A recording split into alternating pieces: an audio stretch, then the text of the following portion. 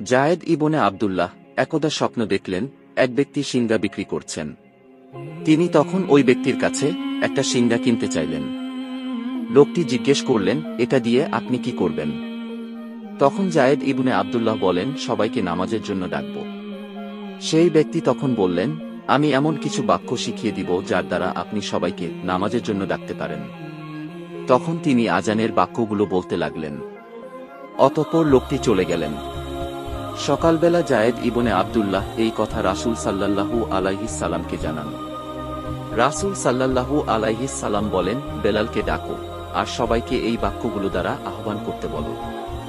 বেলাল তখন আল্লাহু আকবার বলে আজান দিচ্ছিল। তখন সকলের মনে হচ্ছিল আসমান থেকে সুর ধ্বনিত হচ্ছে। তখন ওমর রাদিয়াল্লাহু সহ 14 জন সাহাবী দৌড়ে এসে বললেন, এই বাক্যগুলো আমরা কাল রাতে স্বপ্ন দেখেছি। তখন রাসূল সাল্লাল্লাহু আলাইহিস সালাম বলেন, ওই লোকটি যে কেউ ছিলেন না, উনি জিবরাইল আলাইহিস সালাম ছিলেন।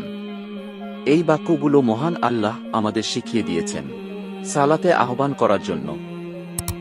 রাসূল সাল্লাল্লাহু আলাইহিস সালাম কখনো আজান দেননি কেন? এই বিষয়টি নিয়ে অনেকের মনেই প্রশ্ন জাগে। রাসূল সাল্লাল্লাহু আলাইহিস সালাম নামাজের জন্য আজান দিতে বলেছেন, কিন্তু তিনি কেন কখনো আজান দেননি? চলুন জেনে নেওয়া যাক এর মূল কারণ। একদিন রাসূল সাল্লাল্লাহু আলাইহিস সালাম সাহাবীদেরকে বললেন, সবাইকে কিভাবে নামাজের জন্য আহ্বান করা যায়। তখন একজন সাহাবী বললেন, আমরা ডোল বাজিয়ে সবাইকে নামাজের জন্য ডাকতে পারি। তখনও ডোল নিষিদ্ধ হয়নি।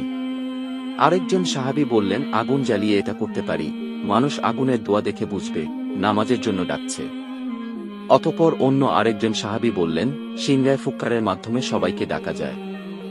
রাসূল সাল্লাল্লাহু আলাইহিস সালামের কারো পরামর্শ পছন্দ হল না। অতঃপর সবাই নিজেদের বাড়িতে চলে গেলেন।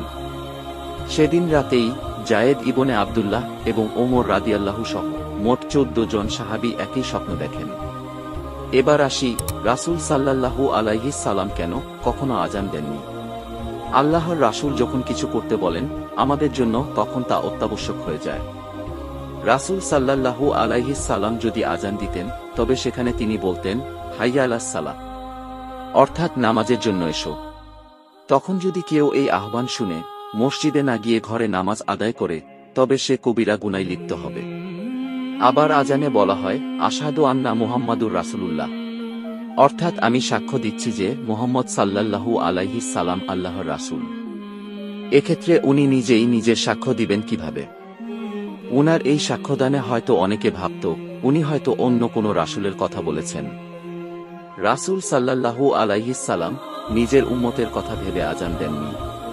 মুহাদ্দিসগণ বলেন, রাসূল সাল্লাল্লাহু আলাইহিস সালাম বলেছেন, ইমাম হলেন দায়িত্ব গ্রহণকারী আর মুয়াজ্জিন হল সংরক্ষণ।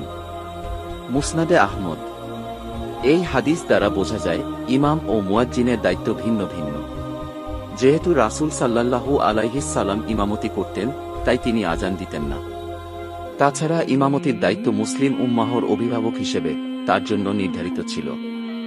এই কারণে হযরত খোলাফায়ে রাশেদিন রাদিয়াল্লাহু তাআলা আনহু সহ ইসলামের ইতিহাসের শ্রেষ্ঠ মনীষী ও রাষ্ট্রনেতারা আজান দেননি, কিন্তু তারা ইমামতি করেছেন। তবে তারা আজান না দেওয়ায় মুয়াজ্জিনের মর্যাদা ও অবস্থানের ব্যাপারে ভুল ধারণার শিকার হওয়ার সুযোগ নেই।